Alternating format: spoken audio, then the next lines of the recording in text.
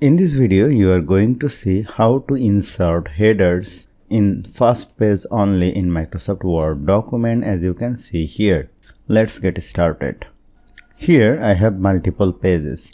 Now go to insert, go to header, click over here, click on edit header.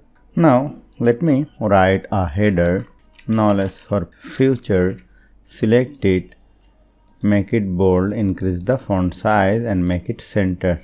But you will see the header has been inserted in all the pages. So we need to go to header and footer and click on the option different first page.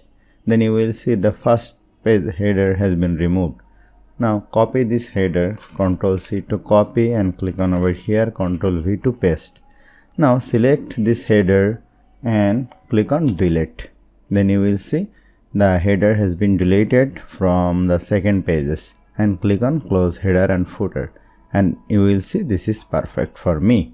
So hope you found this video helpful. If you like this video, please share this video with your friends and family, and don't forget to subscribe. Thank you.